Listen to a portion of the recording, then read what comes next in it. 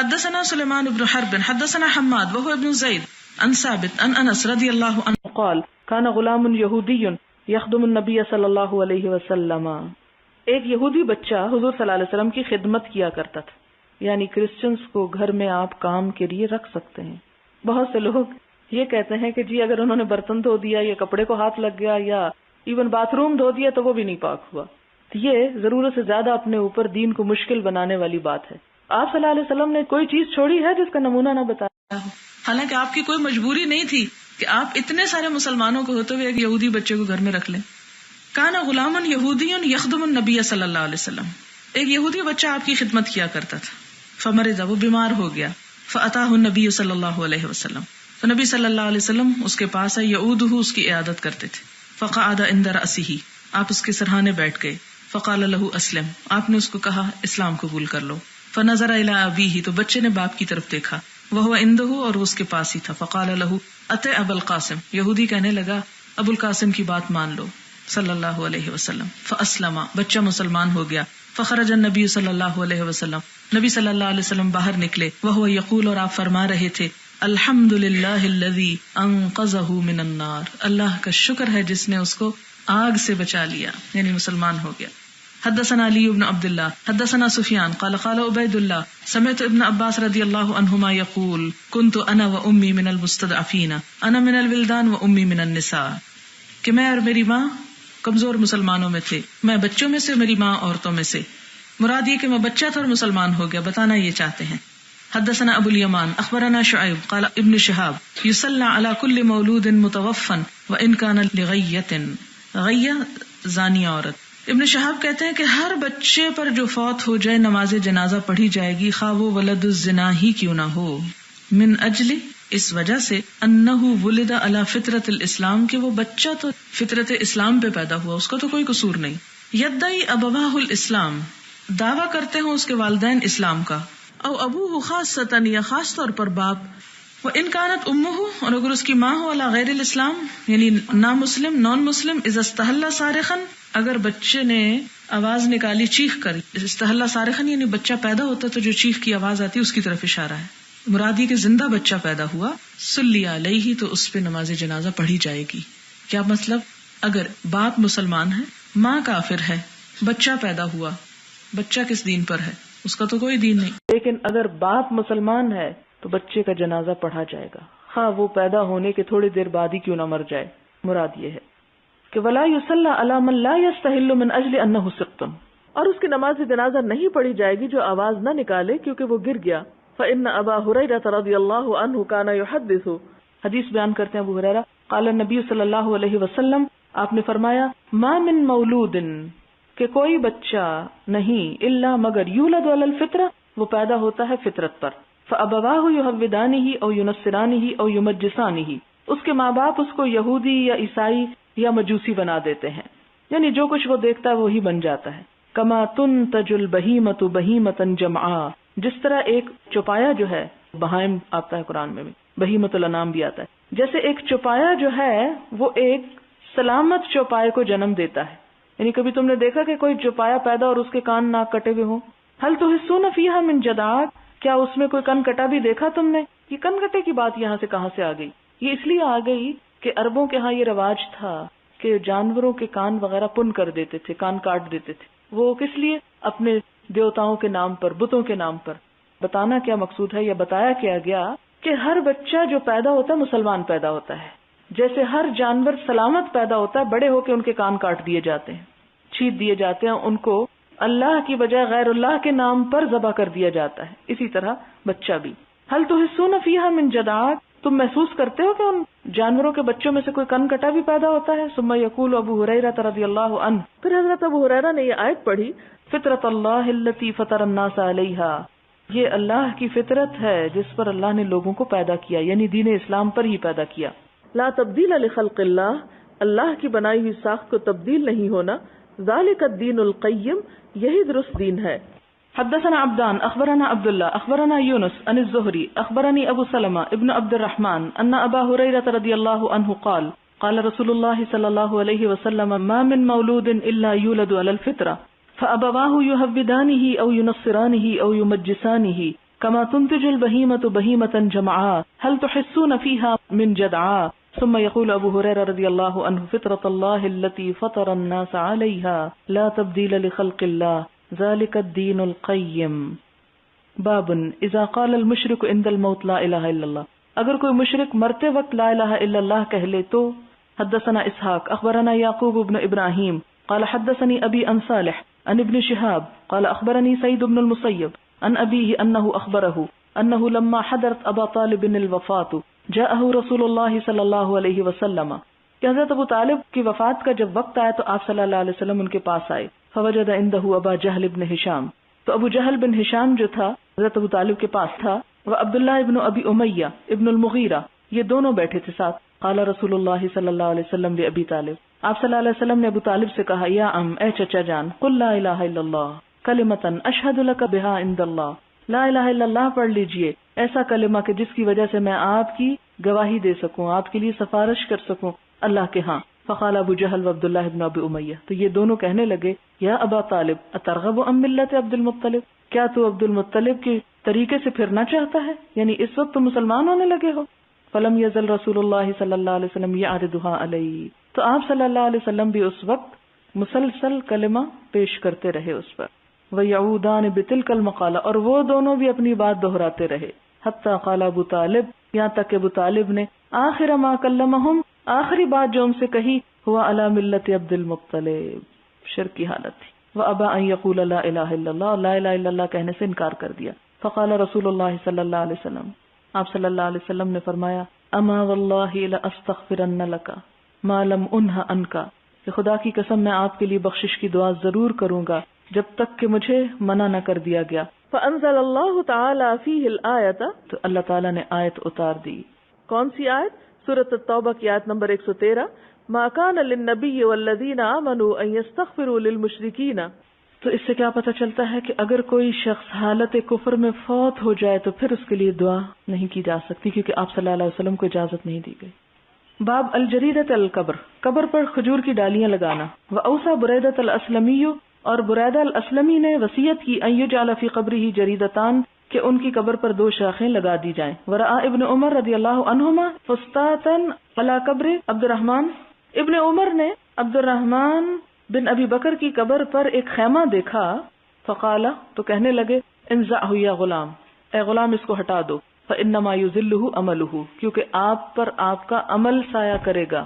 اس سے کیا پتہ چلتا ہے کہ 2 صحابہ کی 2 مختلف رائے. ایک نے کیا وصیت کی کہ میری قبر پہ 2 ڈالیاں لگا دینا, وہ اس طریقے کو فالو کرتے ہوئے. اور ابن عمر نے کیا کہا, جب ایک اور قبر کے اوپر خیمہ لگا ہوا دیکھا, جس طرح آج کل ہمارے ہاں اوپر سے چھت ڈال دیتے ہیں, تو کہا کہ اس کو ہٹا دو. کیوں؟ اس لیے کہ اب اس چھت اور اس خیمے اور ان چیزوں کا کوئی فائدہ نہیں, اصل میں ان کا عمل ہی ان پہ سایہ کرے گا.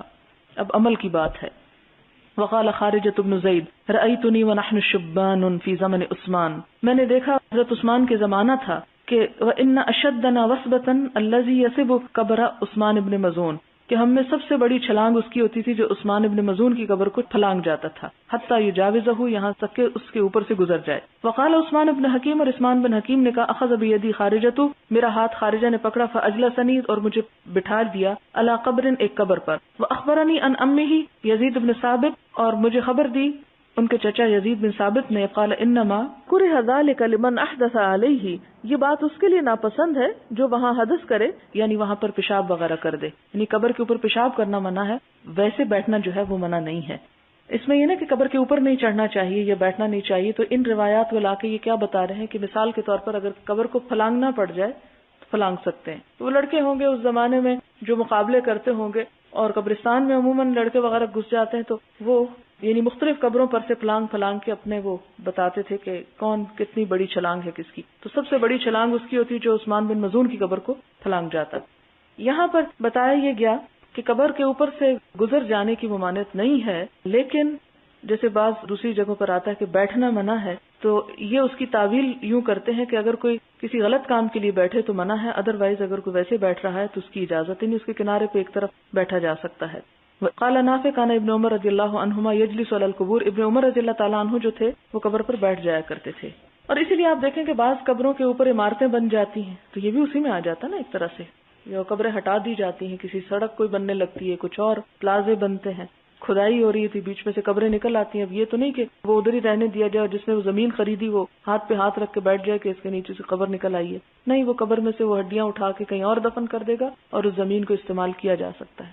لیکن وہ یہ نہیں کہ اگر ایک نکلی ہے تو اور تلاش کرنے کے لیے غیر ضروری حصہ بھی کھودنے لگے کہ کہیں غلطی سے ہم اس کے اوپر آ جا نہ رہے ہوں. نہیں، مرنے کے بعد اصل چیز انسان کا عمل ہے جو اس کو فائدہ دیتا ہے.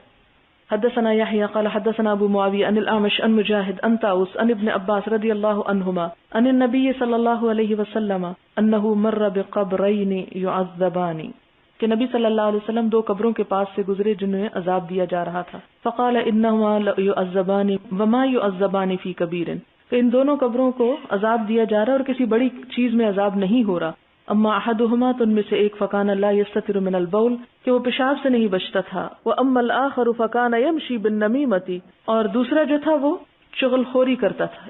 یعنی عذاب قبر کس چیز سے ہوتا ہے؟ پیشاب میں احتیاط نہ کرنے سے اور غیبت کرنے سے، چغل خوری کرنے سے، شکایتیں لگانے. ثم اخذ جریدۃ رطبۃ پھر انہوں نے کیا کیا، ایک سرسبز شاخ کو اٹھایا، فشقها بنصفین دو حصوں میں توڑا. ثم غرز فی کل قبر واحدۃ پھر ہر قبر کے اوپر ایک ایک گاڑ دی. فقالوا یا رسول اللہ لما صنعت هذا صحابہ نے پوچھا کہ اللہ کے رسول صلی اللہ علیہ وسلم آپ نے ایسا کیوں کیا؟ فقال لعله ان يخفف عنهما ما لم ييبسا کہ شاید اللہ تعالیٰ ان کی مشکل کو آسان کر دیں جب تک کہ یہ سوکھ نہ جائیں. باب موعظۃ المحدث عند القبر قبر کے پاس حدیث بیان کرنا، نصیحت کرنا. وقعود اصحابہ حولہ اور اس کے ساتھیوں کا آس پاس بیٹھ جانا. یوم یخرجون من الاجداث جس دن وہ نکلیں گے قبروں سے. اجداث الاجداث القبور، اجداث کا معنی قبر ہے اور اصل میں اس قبر کو کہتے ہیں جس کا نشان بھی مٹ چکا ہو. بعثرت یعنی اسیرت، اکھاڑی جائیں گی. بعثرت حوضی یعنی جیسے کہا جاتا ہے کہ میں نے اپنے حوض کو اوپر نیچے کر دیا. ای جعلت اسفلہ اعلاہ جیسے میں نے اس کے نچلے حصے کو اس کا اوپر کا حصہ کر دیا. الایفاز الاسراع اور ایفاز کا کیا معنی ہے؟ جلدی کرنا. وقرأ الاعمش الى نصب یوفزون اور اعمش نے اس کو یوں پڑھا کہ الى نصب یوفزون یعنی اپنی قبروں کی طرف دوڑ رہے ہوں گے، یعنی استھانوں کی طرف دوڑ رہے ہوں گے. الى شیء منصوب یعنی وہ چیز جو نصب کی گئی ہو. نصب کا معنی منصوب یعنی جس کو کسی جگہ پہ گاڑا گیا ہو، یعنی بتوں کے استھان وغیرہ جو علامتیں گاڑی ہوتی ہے بت گاڑے ہوئے ہوتے تھے. یستبقون الیہ اور یوفزون کا معنی کیا؟ اس کی طرف دوڑ رہے ہوں گے. والنصب واحد اور نصب کیا ہے؟ ایک ہے. والنصب مصدر اور نصب مصدر ہے. یوم الخروج من قبورہم یعنی اس دن جب اپنی قبروں سے نکلیں گے. ینسلون یخرجون، ینسلون ہوتا اوپر سے نیچے دوڑ کے آنا، یعنی یخرجون قبروں سے نکل رہے ہوں گے. مراد یہ ہے. یہ سارے الفاظ امام بخاری کیوں لائے ہیں؟ کہ قبروں کے اکھاڑنے، نکلنے اور اس کے لیے مختلف الفاظ یا اصطلاحات کیا استعمال ہوتی ہیں. یوفزون بھی آیا ہے، ینسلون بھی آیا ہے. حدثنا عثمان قال حدثني جرير عن منصور عن سعد بن عبيدة عن ابي عبد الرحمن عن علي رضی اللہ عنہ قال كنا في جنازة في بقيع الغرقد ہم بقیع غرقد میں ایک جنازے میں تھے. فاتانا النبی صلی اللہ علیہ وسلم آپ صلی اللہ علیہ وسلم تشریف لائے. فقعد وقعدنا حوله آپ بیٹھے تو ہم بھی آپ کے آس پاس بیٹھ گئے. ومعه مخصرة اور آپ کے پاس ایک چھڑی تھی. فنکس تو آپ نے سر جھکا دیا. فجعل ينكت بمخصرته آپ اپنی چھڑی سے زمین میں یعنی ٹھوکر لگا رہے تھے. ينكت نقطے لگانا یعنی اس کو کرید رہے تھے ایک طرح سے. يضرب في الارض مراد ہے. ثم قال پھر فرمایا ما منکم من احد نہیں تم میں سے کوئی ایک. او ما من نفس منفوسۃ یا نہیں کوئی یعنی ذی روح نفس جاندار یعنی جو سانس لینے والا. الا کتب مکانها من الجنۃ والنار مگر یہ کہ اس کی جگہ جنت اور جہنم میں لکھی جا چکی ہے. والا قد کتبت شقیۃ او سعیدۃ اور یہ بھی لکھا جا چکا ہے کہ کون بدبخت اور کون خوشبخت. فقال رجل یا رسول اللہ ایک شخص کہنے لگا اے اللہ کے رسول صلی اللہ علیہ وسلم افلا نتکل کیا ہم توکل نہ کر لیں؟ پھر جب ہمارا جنت یا جہنم لکھی جا چکی ہے تو پھر کام کی کیا ضرورت ہے، بیٹھ جاتے ہیں. افلا نتکل علی کتابنا جیسے ہم لوگ کہتے ہیں کیا ہم اپنے لکھے پہ بیٹھ نہ جائیں. وندع العمل اور عمل چھوڑ نہ دیں. فمن کان منا من اہل السعادۃ تو ہم میں سے جو خوش قسمت ہو فسیسیر الی عمل اہل السعادۃ تو وہ خوش قسمتی کے کام کی طرف چل پڑے گا. واما من کان منا من اہل الشقاوۃ اور جو ہم میں سے بدبخت ہوگا فسیسیر الی عمل اہل الشقاوۃ تو بدبخت لوگوں جیسے کام کرنے لگے گا. قال اما اہل السعادۃ تو آپ صلی اللہ علیہ وسلم نے یہ سب باتیں سن کر کیا فرمایا کہ جو نیک لوگ ہوں گے فیسرون لعمل السعادہ ان کے لیے سعادت خوشبختی کے کام کرنے آسان کر دیے جائیں گے، یعنی وہ انہی کی طرف مائل کر دیے جائیں گے. واما اہل الشقاوہ اور جو بدبخت ہیں فیسرون لعمل الشقاوۃ ان کو بدبختی کے کام کی توفیق ہوگی. ثم قرأ پھر آپ نے آیت پڑھی فاما من آتى واتقى وصدق بالحسنى فسنيسره لليسرى کہ جو کوئی دے اور تقویٰ کرے اور بھلائی کی تصدیق کرے تو اس کے لیے آسان رستہ آسان کر دیا جاتا ہے، یعنی اس کو آسانی کی طرف رہنمائی مل جاتی ہے یا آسانی مل جاتی ہے۔ اس میں آپ کو ایک بات پھر کہوں گی کہ نمبر 1، تقدیر کے مسئلے میں آپ جتنا سوچیں گے اتنا الجھیں گے، اس لیے اس پہ بہت بحث و مباحثے سے منع کیا گیا۔ جو لوگ تقدیر پہ شکوے کرتے ہیں اور اس حوالے سے سارا الزام اللہ تعالیٰ کو دینا چاہتے ہیں، ان کے لیے ایک بات کہوں گی کہ اللہ تعالیٰ کی ہستی نہایت مہربان ہے، وہ 70 ماؤں سے بڑھ کے پیار کرنے والا ہے۔ کیا کوئی ماں یہ چاہتی ہے کہ اپنے بچے کو پیدا کرنے کے بعد دوزخ میں ڈال دے، آگ میں ڈال دے؟ نہیں چاہتی۔ اللہ تعالیٰ کے تقدیر لکھنے کا مطلب یہ نہیں کہ اللہ تعالیٰ نے اس بندے کو ظلم کے ساتھ جہنم کا ایندھن بنا کے پیدا کیا، یہ مطلب نہیں۔ مطلب یہ ہے کہ اللہ تعالیٰ نے جب لوگوں کو پیدا کیا تو وہ لوگوں کے عمل سے پہلے ہی جانتا ہے کہ لوگ کیا عمل کریں گے، اور اس اپنے کلی علم کی بنا پر یہ جانتا ہے کہ کس کو کہاں جانا ہے، اور اسی طرح کے رستوں پہ پھر وہ اس کو توفیق بھی ہوتی چلی جاتی ہے۔ ورنہ اصل بات کیا ہے؟ بندے کا کام ہے کام کرنا، عمل کرنا، اور اللہ کا کام ہے جزا دینا۔ باب ما جاء فی قاتل النفس، جو شخص خودکشی کرے، اپنے جان کو قتل کر دے، اس کے بارے میں کیا احکامات ہیں؟ حدثنا مسدد حدثنا یزید بن زرع حدثنا خالد عن ابی قلابہ عن ثابت بن ضحاک رضی اللہ عنہ عن النبی صلی اللہ علیہ وسلم قال، آپ نے فرمایا، من حلف بملت غیر الاسلام کاذبا متعمدا فہو کما قال، جو شخص قسم اٹھائے کسی دین کی اسلام کے علاوہ جھوٹا ہو جان بوجھ کر، تو وہ وہی ہے جو اس نے کہا۔ یعنی اس کا مطلب کیا ہے کہ اگر کسی نے یہ قسم کھائی کہ اگر میں یہ کام کروں تو میں یہودی ہو جاؤں یا نصرانی ہو جاؤں تو وہ ایسا شمار ہوگا، لہذا اس طرح کی قسمیں نہیں کھانی چاہیے کہ اگر میں جھوٹ بولوں تو میں یہودی ہو کے مروں، مثلا ایسی بات کوئی کرے تو اگر وہ واقعی جھوٹا ہوا کاذبا متعمدا تو ہوا کما قال، وہ وہی شمار ہوگا اللہ کے ہاں۔ ومن قتل نفسہ، اور جس نے اپنی جان اپنے آپ کو قتل کر دیا بحدیدتن، ایک ہتھیار کے ساتھ، حدید لوہے کو کہتے ہیں، لوہے کے ہتھیار سے قتل ہو سکتا ہے انسان، عذب به فی نار جہنم، تو اسی ہتھیار کے ساتھ جہنم میں سزا دیا جائے گا، یعنی وہی ہتھیار اس کی ہمیشہ کی سزا بن جائے گی۔ وقال حجاج بن منہال حدثنا جریر بن حازم عن الحسن حدثنا جندب رضی اللہ عنہ فی هذا المسجد فما نسیناہ وما نخاف، جندب کہتے ہیں کہ یہ اس مسجد میں، نہ ہم اس کو بھولے اور نہ ہم ڈرتے ہیں، یکذب جندب عن النبی صلی اللہ علیہ وسلم، کہ جندب حضور صلی اللہ علیہ وسلم کے بارے میں کوئی جھوٹی بات کہہ سکتے ہیں، یعنی یہ واقعہ یہیں پر سنا گیا تھا، اور جندب جو روایت کر رہے ہیں وہ بھی سچ کہہ رہے ہیں۔ قال کان برجل جراح، ایک شخص کو زخم لگا، قتل نفسه، اس نے اپنے آپ کو ہی قتل کر دیا۔ فقال اللہ عز وجل، اللہ تعالیٰ نے فرمایا، بدرنی عبدی بنفسہ، جلدی کی میری طرف میرے بندے نے اپنے نفس کو مار کے، حرمت علیہ الجنہ، میں نے اس پہ جنت حرام کر دی۔ یعنی ہمارے پاس جو ہماری جان اور جسم ہے یہ بھی ہمارا اپنا نہیں، یہ بھی اللہ کی امانت ہے۔ تو وفادار ہمارے ساتھ کون ہے؟ یہ ہمارے ہاتھ پاؤں وفادار نہیں ہے ہمارے ساتھ، یہ بھی قیامت کے دن الٹا گواہی دینا شروع کر دیں گے۔ یہ سب کچھ ہمیں کس لیے دیا گیا کہ اس سے ہم کوئی کام لے لیں۔ حدثنا ابو الیمان اخبرنا شعیب حدثنا ابو الزناد عن الاعرج عن ابی ہریرہ رضی اللہ عنہ قال قال النبی صلی اللہ علیہ وسلم الذی یخنق نفسہ، جو شخص اپنا گلا گھونٹتا ہے، یخنقھا فی النار، آگ میں بھی اسے گھونٹتا رہے گا، والذی یطعنھا، اور جو اپنے آپ کو تیر مارتا ہے، تانا بھی اسی سے ہے، یطعنھا فی النار، تو جہنم میں جا کے بھی خود کو تیر مارتا رہے گا۔ باب ما یکرہ من الصلاۃ علی المنافقین، منافقین پہ نماز پڑھنے کی ناپسندیدگی کا بیان، والاستغفار للمشرکین، اور مشرکین کے لیے استغفار کہنا۔ رواہ ابن عمر رضی اللہ عنہما، ابن عمر نے اس کو بیان کیا ہے ان نبی صلی اللہ علیہ وسلم، آپ صلی اللہ علیہ وسلم سے۔ حدثنا یحیی بن بکیر قال حدثني الليث عن عقيل عن ابن شهاب عن عبيد الله بن عبد الله عن ابن عباس عن عمر بن الخطاب رضي الله عنهم انه قال لما مات عبد الله بن ابي بن سلول دعي له رسول الله صلى الله عليه وسلم ليصلي عليه، فلما قام رسول الله صلى الله عليه وسلم وصبت اليه فقلت يا رسول الله اتصلي على ابن ابي وقد قال يوم كذا وكذا كذا وكذا اعدد عليه قوله۔ حضرت عمر یاد کراتے ہیں کہ دیکھیں آپ صلی اللہ علیہ وسلم کو کہ وہ فلاں فلاں دن اس نے یہ کہا، فلاں دن اس نے یہ بات کہی تھی آپ کے خلاف۔ فتبسم رسول اللہ صلی اللہ علیہ وسلم، تو آپ صلی اللہ علیہ وسلم مسکرا دیے، وقال اخر انی یا عمر، عمر پیچھے ہو جاؤ، پیچھے ہٹ جاؤ سر کو۔ فلما اکثرت علیہ، لیکن عمر کہاں چھوڑنے والے، کہتے جب میں نے بہت زیادہ آپ کو کہا، قال انی خیرت، تو آپ نے فرمایا مجھے اختیار دیا گیا ہے۔ کیا اختیار؟ پیچھے پڑ چکے آپ، استغفر لہم او لا تستغفر لہم، کہ بخشش مانگو یا نہ مانگو، تو اس اختیار کو استعمال کر کے آپ نے کیا کیا؟ بخشش مانگنا چاہیے۔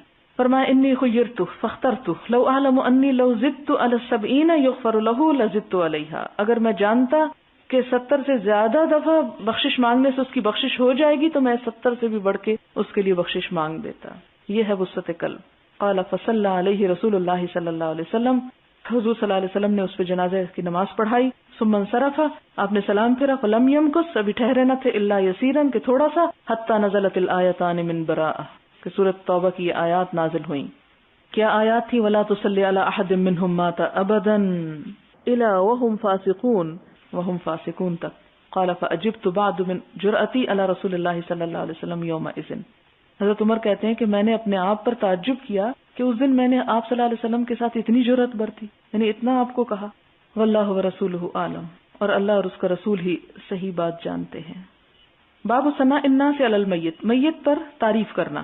حدثنا آدم حدثنا شعبہ حدثنا عبد العزیز بن صہیب قال سمعت انس بن مالک رضی اللہ عنہ یقول مر بجنازۃ فاثنوا علیہا خیرا. حضرت انس کہتے ہیں کچھ لوگ آپ صلی اللہ علیہ وسلم کے پاس تھے، وہاں سے جنازہ گزرا تو انہوں نے تعریف کی، یعنی کس کی؟ جنازے کی، یعنی شخص کی، مرنے والے کی. فقال نبی صلی اللہ علیہ وسلم، تو آپ صلی اللہ علیہ وسلم بھی وہاں موجود تھے، آپ نے فرمایا وجبت، واجب ہو گئی. ثم مروا باخرى، پھر وہاں سے ایک اور جنازہ گزرا. فاثنوا علیہا شرا، لوگوں نے اس کی بدتعریفی کی، شر کے بات کی. قال وجبت، آپ نے فرمایا واجب ہو گئی.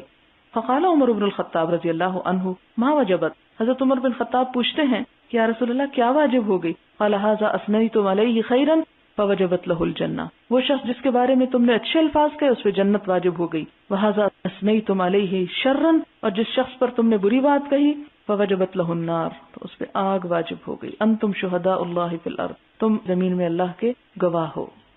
حدثنا عفان بن مسلم وهو الصفار حدثنا داود بن ابي الفرات عن عبد الله بن بريدة عن ابي الاسود قال قدمت المدينة وقد وقع بها مرض فجلست الى عمر بن الخطاب رضي الله عنه فمرت بهم جنازة فاثني على صاحبها خيرا فقال عمر رضي الله عنه وجبت. ثم مر باخرى فاثني على صاحبها خيرا فقال عمر رضي الله عنه وجبت. ثم مر بالثالثة فاثني على صاحبها شرا فقال وجبت. فقال ابو الاسود فقلت وما وجبت يا امير المؤمنين قال قلت كما قال النبي صلى الله عليه وسلم. حضرت عمر کہتے ہیں کہ میں نے وہی کہا ہے جو نبی صلی اللہ علیہ وسلم نے فرمایا تھا. اور نبی صلی اللہ علیہ وسلم نے کیا فرمایا تھا کہ ایما مسلم، کوئی بھی مسلمان، شہد لہ اربعۃ بخیر، جس پر 4 آدمی بھلا ہونے کی گواہی دیں، ادخلہ اللہ الجنہ، اللہ اسے جنت میں داخل کرے گا. فقلنا وثلاثہ، ہم نے پوچھا اگر 3 دے؟ قال وثلاثہ. قلنا واثنان، ہم نے پوچھا اگر 2؟ قال واثنان. ثم لم نسألہ عن الواحد، پھر ہم نے ایک کے بارے میں نہ پوچھا. سوال ہے اگر کسی کی تدفین بہت قریب ہو اور کوئی شخص جنبی ہو، غسل کا وقت نہیں، اس صورت میں کیا وہ صرف تدفین میں شرکت کر سکتا ہے؟ میرے خیال میں اس حدیث کو اگر ہم سامنے رکھیں تو جنابت کی حالت میں مردے کو نیچے نہیں اتارنا چاہیے، پاک لوگ ہی اور نہائے ہوئے لوگ ہی اتاریں تو بہتر ہے. عبداللہ بن ابی کی لاش نکلوا کر اپنا کرتا اس کو پہنانے سے ان باتوں کا مطلب سمجھ نہیں آیا. اس میں میرے خیال ہے بہت واضح تھی حدیث کے، ان کے بیٹے نے ریکویسٹ کی تھی، تو ماں باپ کی محبت خواہ وہ کافر ہی کیوں نہ ہو، یہ سب کے اندر ہوتی ہے. حضرت ابراہیم علیہ السلام کی مثال آپ کے سامنے ہے کہ باپ نے گھر سے نکال دیا اور یہ کہتے ہیں میں آپ کے لیے اپنے رب سے استغفار کروں گا. تو اللہ تعالیٰ نے انبیاء کے دل میں عام انسانوں کے لیے اس سے بھی زیادہ محبت ڈالی ہوتی ہے جتنی ہم کو اپنے ہمارے ماں باپ سے یا اور لوگوں سے ہوتی ہے. اسی لیے اللہ تعالیٰ فرماتے ہیں لعلک باخع نفسک علی آثارہم ان لم یؤمنوا بہذا الحدیث اسفا، کہ لگتا یوں ہے کہ آپ ان کے اوپر اپنی جان گھلا دیں گے اگر یہ اس بات کو نہیں مانتے افسوس کر کر کے. تو آپ صلی اللہ علیہ وسلم چونکہ تمام جہانوں کے لیے رحمت بنا کر بھیجے گئے تھے، اور آپ کے دل میں مخلوق کی جو رحمت تھی، خواہ وہ آپ کے دشمن ہی کیوں نہ تھے، یہودی ہوں یا منافق ہوں یا مشرکین ہوں، آخری دم تک جو ان کے ساتھ ہمدردی، ان کی خیرخواہی کر سکے وہ کرتے رہے، اور یہ بھی اسی کا ایک حصہ ہے. حدیث میں پڑھ کر واضح ہوا کہ اسلام میں خودکشی حرام ہے، چاہے کوئی بھی صورت ہو. تو جیسے کشمیر میں، بوسنیا میں مسلمانوں پر برا وقت ہے اور خواتین اپنی عزت بچانے کے لیے خودکشی کر لیتی ہیں، تو اس کی کیا صورت ہے؟ یہ جائز نہیں ہے. یعنی ایک مفروضے کے اوپر، یعنی ہو سکتا ہے کہ ہماری عزت لٹ جائے اس لیے ہم جان کو ہلاک کر دیں، تو قتل نفس زنا سے بھی بدتر ہے. اور چونکہ ان کی تو نیت شامل نہیں ہوتی، اس لیے اگر ان پہ کوئی جبرن ایسا ظلم کر دیتا ہے، تو ایسے ہی ہے کہ اگر کوئی شخص گھر میں داخل ہوا آپ کو مارنے کی نیت سے، اور اس سے پہلے کہ وہ آپ کو مارے آپ اپنے آپ کو خود مار دیں، تو اگر آپ اپنے آپ کو خود مار دیں گے تو آپ مجرم ہوں گے، اگر وہ آپ کو مار دے گا تو آپ شہید میں ہوں گے. اس لیے اس کی اجازت نہیں ہے. حدیث سے پتہ چلا کہ حضور نے حبشہ کے بادشاہ نجاشی کی نماز جنازہ پڑھائی. اسی طرح منافقوں کا نماز جنازہ پڑھانا اللہ نے آپ کو منع کیا تو کافر کی نماز کیوں پڑھائی؟ وہ کافر نہیں تھا، وہ ایمان لا چکا تھا. جب حضرت جعفر نے ان کے سامنے سورۃ مریم پڑھی تھی تو وہ ایمان لے آیا تھا، اسی لیے آپ صلی اللہ علیہ وسلم نے اس کو کافر نہیں کہا، الاخ الصالح کہا، جو حدیث میں آپ نے پڑھا ہے کہ نیک بھائی. سوال ہے، حدیث میں ہم نے پڑھا کہ مشرک یا کافر کے جنازے کے لیے بھی ہمیں احتراماً کھڑے ہونا چاہیے. یہاں تک تو ٹھیک ہے، ان کے جنازے کو اٹینڈ کرنے کے لیے سفر کر کے ایک ملک سے دوسرے ملک جانے کے بارے میں کیا حکم ہے؟ جیسے ہمارے ملک سے کچھ لوگ لیڈی ڈیانا کے جنازے میں شرکت کے لیے گئے، اس میں یہ ہے کہ میرے خیال میں حکومتی سطح پر کچھ لوگ گئے ہوں گے، تو یہ سفارتی تعلقات کی خاطر اگر کسی بھی ہیڈ آف اسٹیٹ کی ڈیتھ ہوتی ہے یا کسی بھی ایسے اہم شخصیت کی اور اس میں سرکاری نمائندگی ہوتی ہے تو وہ جو بین الاقوامی تعلقات ہیں مسلمانوں کے دوسرے اقوام سے، اس میں گنجائش نکلتی ہے. لیکن ایک عام انسان کو مثلا آپ میں سے کوئی اٹھ کے کہے کہ میں سارا سفر اس کام کے لیے کروں تو میرا خیال ہے کہ اس اسراف میں یہ چیز شامل ہو جائے گی، کیونکہ نہ تو آپ نے جا کے دعا کرنی، نہ ہی آپ نے کوئی نماز جنازہ پڑھنا، تو صرف ایک ہجوم میں جا کے کھڑے ہو کے واپس آنا ہے. تو اس سے بہتر ہے آپ اپنے غریب ملک میں اتنے ٹکٹ سے، کیونکہ 40-50 ہزار کا ٹکٹ ہے اور ویزا کی فیس بھی کچھ کم نہیں ہے، ان سارے چیزوں کو ملا کے کسی اسکول میں ایک کمرہ بنوا دیں یا کہیں پر پنکھے لگوا دیں یا کوئی اور نیکی کا کام کریں تاکہ آپ کے لیے صدقہ جاریہ ہو بنسبت اس کے کہ آپ ایک ایسی رسم نبھائیں. آپ نے فرمایا کہ منافق کا نماز جنازہ نہیں پڑھا جائے گا. منافقت سراسر دل کی کیفیت کا نام ہے. ہم کیسے جانیں کہ یہ شخص منافق ہے؟ جی ہاں، آج کل ہم کسی کے بارے میں یہ فتویٰ نہیں دے سکتے اور نہ دینا چاہیے، اللہ سے ڈرنا چاہیے. آج کل کی منافقت جو ہے وہ عملی منافقت ہے، اعتقادی نہیں. اگر کسی کی اعتقادی ہے تو وہ دل کے ساتھ اس کا معاملہ اور ہم نہیں جانتے. عملی منافقت کا شکار ہم میں سے کون نہیں ہے؟ مثلاً عملی منافقت کی چھوٹی سی مثالیں دیکھیں. بات کرے تو جھوٹ بولیں، کتنے لوگ ہیں جو اس سے بچے ہوئے ہیں؟ اللہ ماشاء اللہ. وعدہ کریں، خلاف ورزی کریں، کتنے لوگ ہیں جو وعدوں کو پورا کرتے ہیں؟ امانت رکھی جائے تو اس میں خیانت کریں. اور امانت صرف پیسوں کی نہیں ہوتی، امانت ذمہ داریوں کی بھی ہوتی کہ آپ کے سپرد کوئی کام کیا گیا اور آپ اس سے غفلت برتیں، لاپرواہی برتیں. کتنے لوگ ہیں جو اپنا وقت پہ کام کرتے ہیں. پھر اسی طرح جھگڑا ہو جائے تو گالی دے. کتنے لوگ ہیں جو اپنی زبان کو گالیوں سے پاک رکھتے ہیں اور زبانی کلامی جھگڑے سے آگے بڑھ کے ہاتھا پائی پہ آ جاتے ہیں. ٹھیک ہے، ہو سکتا ہے کہ آپ اس طرح نہ کرتے ہوں، لیکن گزرتے وقت آپ کی جو صورتحال ہے گزرنے کی کہ بازو نیچے کرنے کی بجائے اس طرح کر کے، یعنی ایک وائلنٹ رویہ اختیار کر کے کونیاں مارتے ہوئے دوسرے کو نکلنا، دھکم پیل کرنا، یہ ایمان کی علامت ہے. اسے کون ایمان کہے گا؟ ہم تو بحیثیت قوم ایک منافقت کا شکار ہیں، لیکن یہ اعتقادی نہیں، کیونکہ سب کے دل میں ایمان تو ہے، اللہ کو مانتے ہیں، رسول کو، آخرت کو، سب کچھ مانتے، دل میں کفر نہیں ہے، لیکن عمل میں کوئی چیز نظر نہیں آتی.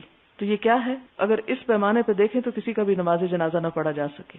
اس لیے خدا کے لیے کسی کو بھی منافق کہنے سے پرہیز کریں، کیونکہ منافق ایک اصطلاح ہے اور یہ اصطلاح اس دور کے ان لوگوں پر استعمال ہوتی ہے کہ جنہوں نے حضور صلی اللہ علیہ وسلم کے ساتھ دھوکہ اور فریب کیے. پھر اسی طرح آپ دیکھیں کہ نماز کی تاخیر، کہ دیر سے نماز پڑھنا. آپ میں سے کتنے لوگ ہیں جو واقعی یہ احساس کرتے ہیں کہ مجھے وقت سے نماز پڑھنی چاہیے اور بغیر کسی حقیقی عذر کے آپ سے تاخیر ہوتی؟ بعضوں کا صرف سو کے آپ تاخیر کر دیتے ہیں. کبھی ایک آدھ دفعہ تو ہو گیا، لیکن اگر عادت ہی بن چکی ہے آپ کی دھوپ پیلی کر کے نماز پڑھنے کی، تو آپ نے کیا فرمایا کہ یہ منافق کی نماز ہے. یعنی کون سی چیز آپ دیکھیں گے کہ جس میں ہم پورے اتر رہے ہیں؟ اگر ہم میں سے 10 لوگ بھی مخلص مسلمان اور واقعی ان چیزوں پہ پورے اترنے والے ہوں تو یہ پورا نقشہ بدل سکتا ہے یہاں کا. اللہ کا وعدہ ہے کہ وہ مدد ضرور کرے گا. اس کی مدد کیوں نہیں آتی؟ اس لیے نہیں آتی کہ ہم اس معیار پہ پورے ہی نہیں اترتے. تو وہاں پر وہ حکم جو تھا کہ منافق کی نماز جنازہ نہیں ہوگی، یہ حضور صلی اللہ علیہ وسلم کے لیے خاص تھا، کیونکہ آپ کو وحی کے ذریعے بتا دیا جاتا تھا کہ کون کون منافق ہے. عبداللہ بن ابی، تو اس کے بارے میں بھی وحی کے ذریعے آپ کو بتایا گیا تھا.